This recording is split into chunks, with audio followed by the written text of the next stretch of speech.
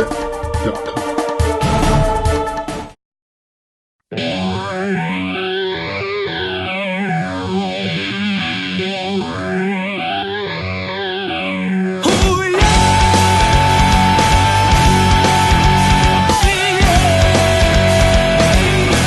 Hey, what's up, guys? It's Hans from the Eclectic Podcast, and today we're going to be taking a look at the KO MP-21 Bumble.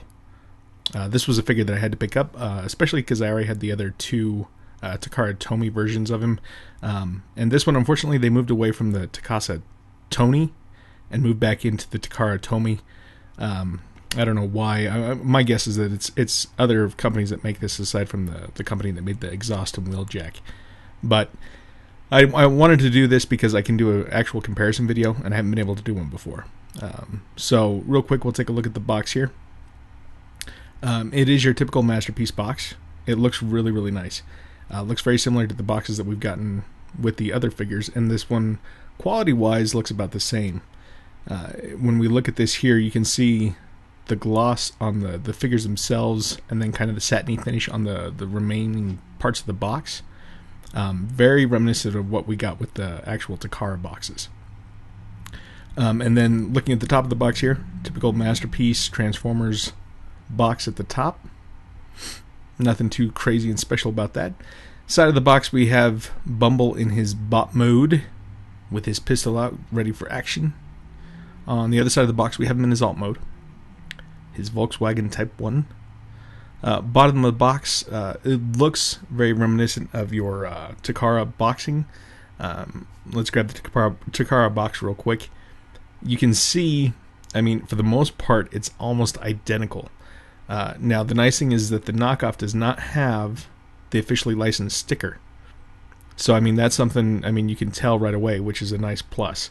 I hate whenever they try and trick you into thinking that it is a legit Takara piece, and it's not. So that's kind of helpful when you can see that. It does have the same J numbers on both of them, which is actually kind of interesting. I figured maybe that would be different. Here we are taking a look at the front of the boxes, just side by side. The KO is actually on the left, and the Takara is on the right. They're both pretty similar. It's kind of hard to tell. I mean, just looking at this, which one has better quality? It looks almost like the KO doesn't have as good a contrast as what the Takara one does. That's just kind of something that I'm kind of seeing. It looks like there's more shadow on the figure itself, whereas on the Takara, it's a little bit more vibrant. Doesn't have that shadowy area. And like I said, I don't even know if you can see that. But they're close. If you look here on the Takara, it does have the restricted logo down there on the corner, and then on the KO, there's no restriction down there. That's something that I noticed on that. At the bottom of the box, where the hologram would be, you see these two logos down here are placed at the bottom, whereas on the KO, they're up and off to the side. I'll try and show you as many of these differences as I can, but without trying to make it too long. But without further ado, let's go ahead, let's open this guy up and take a look at what's inside. Here he is outside of his packaging, and first off, we'll take a look at the instruction manual. I just kind of want to show you this other things that he comes with. Of course, so we have his spec card, instructions, and then we do have his side mirrors on the sprue tree. And real quick, I want to show you a side by side of like the manuals here. So here we have the Takara, or the knockoff manual. Sorry. And I just want to show you a comparison with the photo that came with the Takara version. They're folded differently. I mean, not that you could really figure that out by looking at a box on the outside. Again, I'm just trying to show you the differences between the two. But when you look at these pictures side by side, they look pretty close. That's kind of hard to tell which one is actually the knockoff and which one is the original. The sprue tree here with the side mirrors, this is the KO, and then on the bag on the left is the actual Takara one. And you can see that the KO one slightly smaller. I don't know, something to notice. On the spec cards, this is a tragedy on the spec card. If you look, the Takara is on the left and the KO is on the right. The KO looks awful. I don't know if you can see it on camera, but the KO has got this awful artifacting that's going on throughout it. And like I said, I don't know if you can tell just by this video footage of it, but it is noticeable. And it looks horrendous. Looks like just a way too small of an image, got blown up way too big, pixelated as can be. Looks horrible, horrible. Let's look at the back here. On the back, again, the KO, the card looks awful. The figure is, or the pictures are low res, so they just don't, they look horrible. Horrible. The color's not as vibrant as you can tell right there. If we get a close up here, you can see just it's not as sharp as what the Takara is. Just looks really badly done. Horrible. Text is okay, but real quick, looking at the boxes side by side, they both have the same imprinting on the cellophane or on the plastic wrap as the original. So that's something to look out for. So outside of the clamshell, you get obviously Spike, you get Bumblebee, you get his tire cover, I should say. You get his pistol, and it also includes an alternate face. So that's kind of a nice little plus. Here we will look at the Spikes side by side. I have the KO on the right, Takara on the left. And looking at these, you can see first off, when we look at the shields, the KO is actually a clearer plastic, whereas the Takara is a little bit more yellowy, which is kind of interesting. I didn't think you would see that. Also, the Takara looks a little bit larger. This is the KO's face on Spike itself. Doesn't look horrible. Actually, it looks pretty good. I mean, considering they always just do the sculpt without doing any of the painted details on the faces, he doesn't look bad. But by comparison, we'll go ahead and we'll take a look at the Takara one. They both look okay. Neither one of them looks 100% better than the other. Just something that I kind of noticed, or at least that I feel, paint apps wise. Down on the thighs, this is the KO. The paint apps down in here, they don't look as though they're as heavy, maybe a little bit more sloppy. And if we look up here at the thighs, they're kind of more of a matted finish. Looking at the Takara one, the paint apps are much better applied down on the legs. Just glossier. It looks like it was just more neat with the way that they actually painted it. And the thighs look a little bit more solid. They don't look as kind of molded badly. Looking at the rocket arms, Takara and the KO. The KO is on the right again. It's the rockets are kind of, I don't know, it's a little bit less detailed, not as nicely molded on some of those. I'll show you a picture of them from the back, whereas the Takara looks a little bit sharper. There's the back. Again, KO is on the right, Takara's on the left. I mean, they both have their issues, but it looks better on the Takara. This is where you can definitely tell it's a KO. Trying to transform this guy and peg him together, awful. He is a horrible, horrible mess. You can see here, this panel, the skirt panel here on the side, doesn't close in all the way, so it kind of prevents everything from tabbing in properly. It's really kind of unfortunate, because it would be kind of cool to have that option to have them both together, but he just looks horrible transformed. Another thing that I thought was really funny was, with him, his legs kept popping off. Whenever I transformed the Takara, his arms always popped off. But with the KO, the legs were the biggest issue, and the arms never popped off. But as you can see here, I mean, the Takara just much, much nicer. Everything's pegs together as it should. Takara is just a much higher quality figure all the way around on this than this one is on the KO. Just he's an awful mess in alt mode. He works okay in bot mode, but alt mode just not worth the price of admission. But I mean, honestly, this guy was never all that great to begin with Bumble anyways, and I don't even think KO Bumblebee likes him. You'll see that here in a second. Away with you.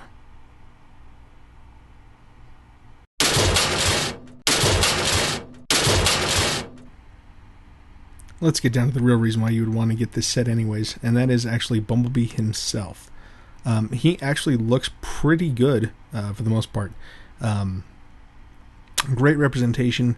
There is some paint issues with him, but everything looks kind of as it should.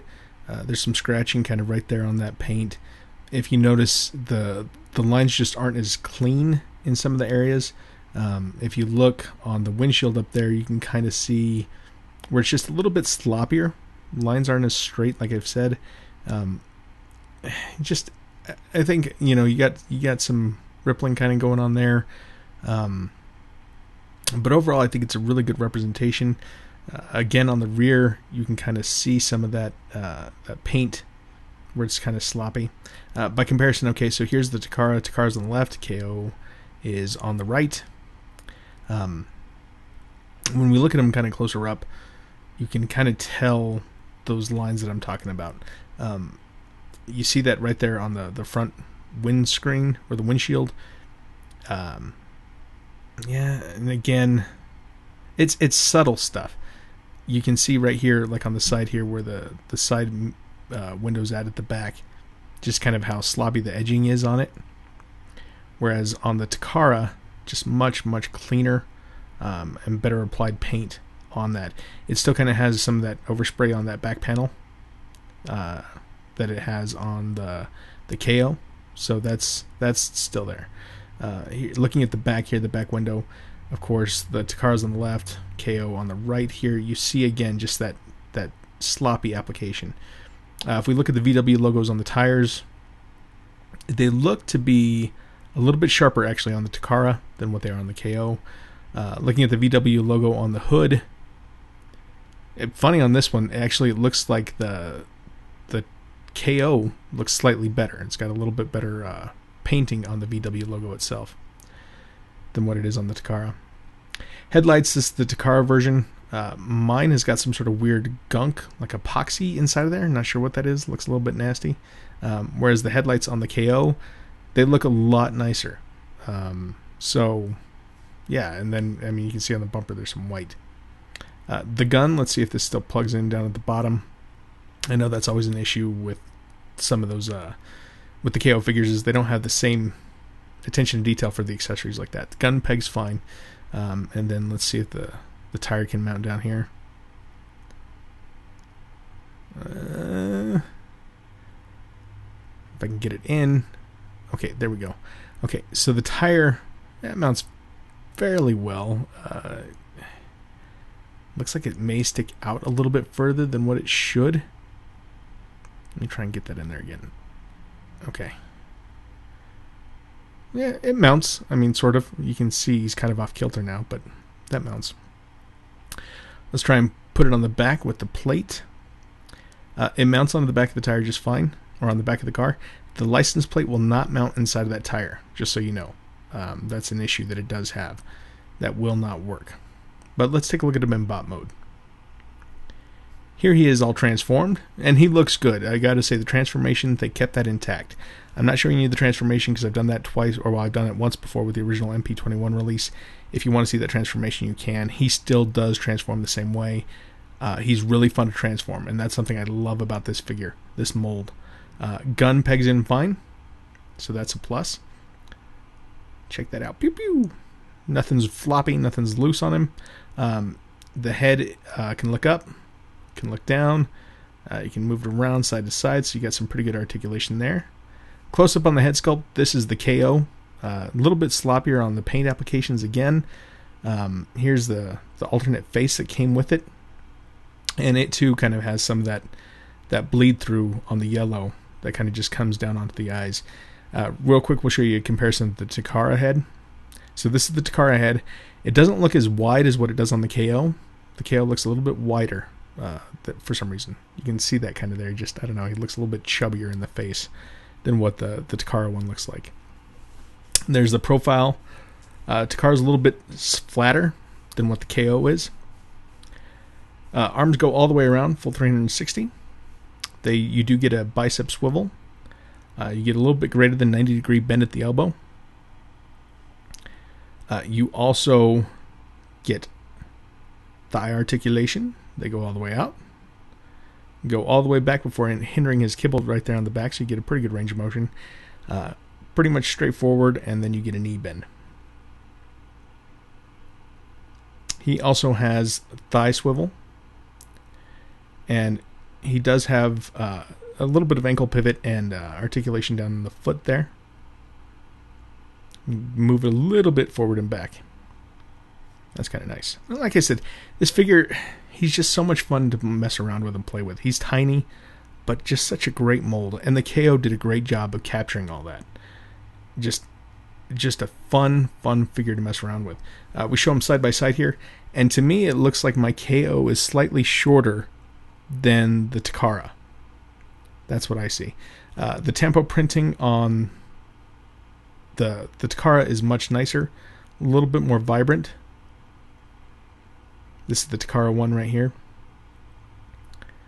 It looks a little bit better. The KO looks like maybe some of the spacing in there is larger, so the gaps look bigger, and it looks a little bit more offset. And I don't know, there's something about it. Maybe it's smaller, I can't tell. It doesn't look quite as good as what it does on the actual Takara one. But the KO is still no slouch. It still looks pretty sharp. Not bad. Not bad at all.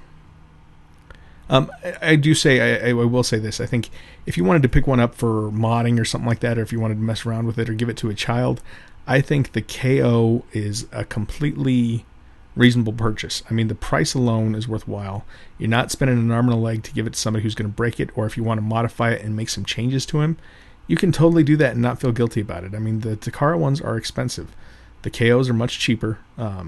The build quality for the figure itself is actually pretty good. So I don't have a problem with saying, get it. Do I think it should be the only one you should have? Probably not, but it's definitely worth a purchase, especially for Bumblebee. If you guys have any other questions, you can leave them in the comments down below. And thanks for watching. Peace.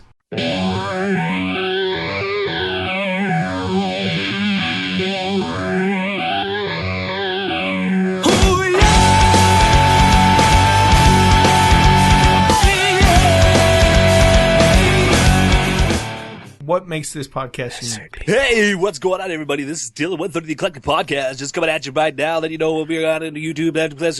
You know what I'm saying? Yeah, come on back now. Be the third subscriber. You get absolutely nothing. Thank you so much. And please listen to the Eclectic Podcast because we are amazeballs.